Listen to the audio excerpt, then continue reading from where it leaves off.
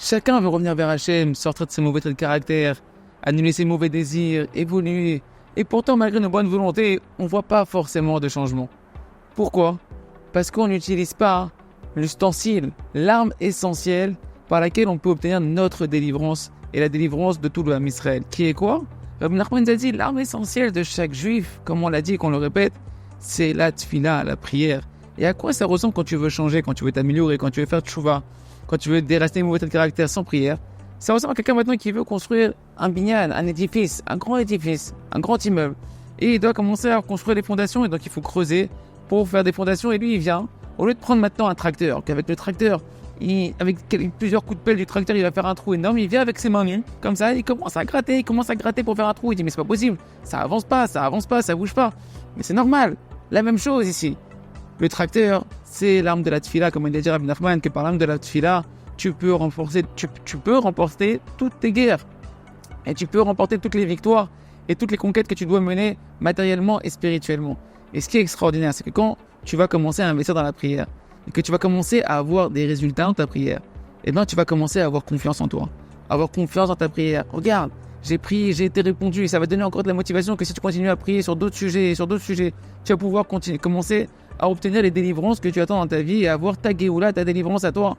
Et ça, les amis, si on parle de prier sur un sujet, celui qui veut voir des vrais changements, il doit se dire, wow, regarde, j'ai prié un peu, j'ai eu des petits changements. Si je prie un quart d'heure par jour sur la colère, si je prie, l'autre il va dire, non, je veux vraiment changer, j'ai prié une demi-heure par jour pour préserver mes yeux. Moi, j'ai prié une heure par jour pour pas dire du Lashon Hara, pour être sanois. Il va avancer à une vitesse TGV, Tefila, grande vitesse. Et lui dire à Rabbi Nathan d'aller écouter à la chot, il chot sur les lois de l'héritage. Il dit, c'est exactement la même chose que ce qui va gérer les lois d'héritage d'un premier-né. Le premier-né dans la halakha, il reçoit 2 parts d'héritage, une double part par rapport aux autres frères et sœurs. Pourquoi ? Parce que comme c'est lui qui a donné la émouna à la maman qu'elle peut amener des bébés. La maman, pour amener un enfant, le premier, elle doit croire et elle doit avoir la émouna qu'elle peut amener des enfants au monde. Quand le premier est né, elle acquiert cette émouna, elle acquiert cette foi. Et à ce moment-là, elle a la force de pouvoir amener grâce à la émouna les autres enfants qui doivent venir. Donc tous les autres enfants, ils sont là grâce à qui ? Grâce au premier qui est venu. Donc le premier, l'aîné, il reçoit une double part. Je dis Rabbi Nathan, c'est pareil dans la prière. Grâce à la prière, la première prière que tu vas maintenant obtenir des résultats, des délivrances, tu vas acquérir la confiance de pouvoir obtenir toutes les autres délivrances qui vont venir derrière. C'est ton premier-né, ta première tfila par laquelle tu vas être répondu, c'est ton premier-né. Et c'est pour ça qu'il faut investir dans la prière. Et on résume tout ça dans une règle d'or. Une règle d'or qu'on ne doit jamais oublier de Rabbi Nathan.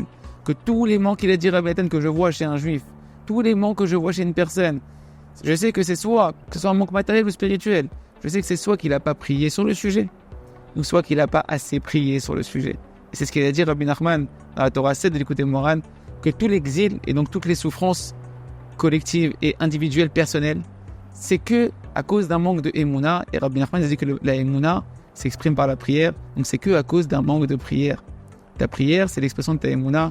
Investis dans la prière, arrête de gratter le parterre avec tes mains, commence à prendre le tracteur, les bulldozers, qui est la hitbo des doutes, investis sérieusement 15 minutes, une demi-heure sur un sujet, et tu vas avoir des délivrances extraordinaires et tu vas acquérir la confiance que tu peux tout faire bouger dans ta vie, non pas par ta propre force, mais par la force d'Hachem, car la tfila, c'est l'expression que c'est Hachem le roi, c'est lui qui gère tout et qui a toutes les forces et qui peut te donner toutes les forces. Chazak ben Nitrazek.